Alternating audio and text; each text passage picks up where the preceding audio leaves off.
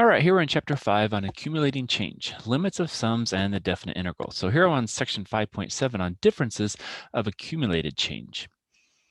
So what is that talking about? Well, two accumulated changes. So this is what we're seeing. We're seeing, we have two graphs. And so, down here, we have the black one, it looks like is R, and the blue one is A. And so it says sometimes the difference between two accumulated changes can be calculated as the area of a region between the two curves.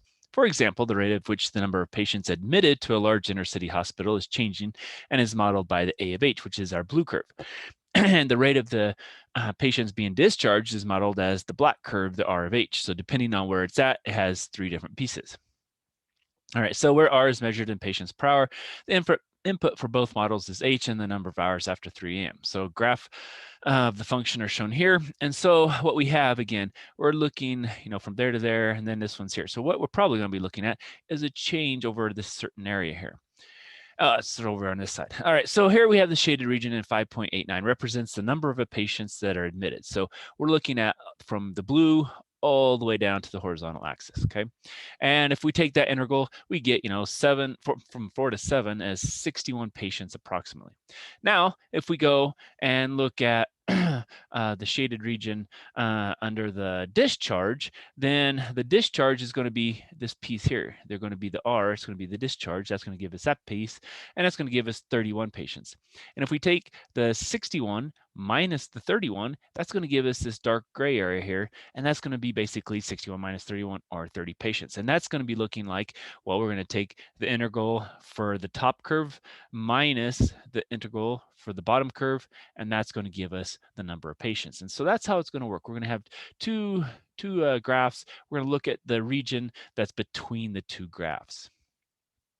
Okay, and that's called, the area of the region between two curves. And that's what we just saw, that the antiderivative from A to B of f of x minus g of x is just going to be the area between, here's our f of x, here's our g of x, and the area, the blue region, is going to be that integral from a to b for f of x dx minus integral from a to b for g of x dx. And so all we get is that blue area left over. And so that's going to be nice. And again, we have to have from two places. So then we're calling it from a to b. And so one has to be on top of the other to work for this. All right, so if we look at this one, we have the area between the graph of the 0.173 minus 2.75x squared plus 9x plus 30, and we have that one. And so if we plug these into our calculator, what we could do is we could actually see how they get those things. And so if we did that, let me go to the calculator. And so I've already had the equations typed in, and this is what the graph looks like in the whole kind of spectrum. And again, we're going to only go from 1 to 9, which is somewhere about here, okay? And so what we're going to do is we're going to do just like they did there. We're going to do math, we're going to do 9, and we're going to go from 1 to 9 of our, this time we're doing var 1, and then this would be x. And then if we did it all together, we could just go ahead and type it. But let's look and see how they got the answer. So they got 211.47. So that's where they got the first piece. And then we're going to do the same thing, except we're going to do alpha 2. And we get the 20.41. All right, so let's go back over here. And so that's where they got those two numbers. And then they just subtracted them and they get the value. So that's how we can do it. We can plot them in our calculator to kind of see where it looks like, because eventually we're going to see that sometimes they cross and we're going to have to do different things. But for now, just the plain one, this is how it's going to look. All right.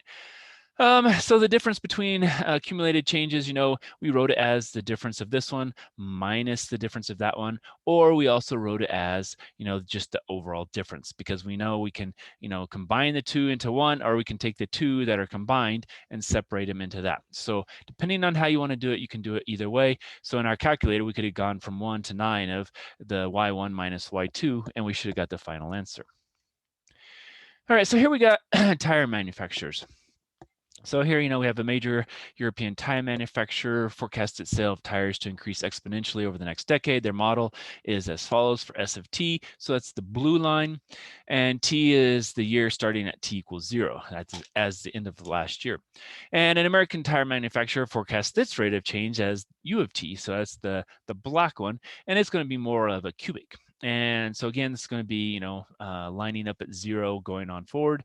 And so according to this figure, which manufacturer forecasts greater sales between 5 and 10 years in the future? So about right there up to here. So it looks like S is going to be greater than U. So basically European is going to be greater than American. And according to the forecast, by how much will the amount of accumulated sales differ for these two companies during the last half of the decade? All right, well, European manufacturer predicts greater sales between T equals 5 and 10 than does the American, and that's just because it's greater than, it's higher. Now, if we were looking between 0 and 5, then the American's greater than the European because we have that blue below the black. Now, what is their difference? Well, we're going to use the difference of those two functions taking the integral from 5 to 10, and we're just going to get the 19.9, and it's going to be $1 million, because remember, when we take the integral of this, it's going to be $1 million. The per year drops off, and we just have $1 million, okay? And so that's how that one's going to work. And again, this one, they plugged it all into one thing, and then they did the antiderivative of the difference, and then it got their value. Now, this is where we really have to graph them to see where things happen, because sometimes we get these intersecting functions. And so when we do that, what we have to do is we have to kind of think about how that difference is going to be, because if you look, like that tire manufacturer, it was above for a while for America, and then it was below. So for here, we're going to be positive, but here it's going to be negative, okay? And so what we have to do is we have to look and see what that intersection point is. And so we're going to go to our calculator. We would type that in, and we'd say, okay, do the second intersect number 5 button, and it would tell us what the intersecting point is. And apparently it's 4.651 is our X value, and that's the key value we need to find. Okay. And so then what we're going to do is we're going to go from 0 to 4.651, and that's going to give us the g of x, which is larger, minus our f of x, and so that gives us a point. And then we're going to add to that, well, we're going to take the f of x minus our g of x, and so that's going to be our second value. And what's that giving us is the total area of the black and the gray here, or the blue and the gray, sorry. And so that's going to give us the total area. Now, if we wanted to find out how much more f was compared to g, then we're going to have to subtract them overall. We're going to have to take, this area minus this area. But for now, they just wanted the total area of the regions between the graphs. So we had to do it that way. We took, the black minus the blue, found that area from 0 to 4.651. And then from 4.651 all the way up to 10, we took the blue minus the black. And we get a total value of 27.653. All right, let's pause there and we'll come back for more.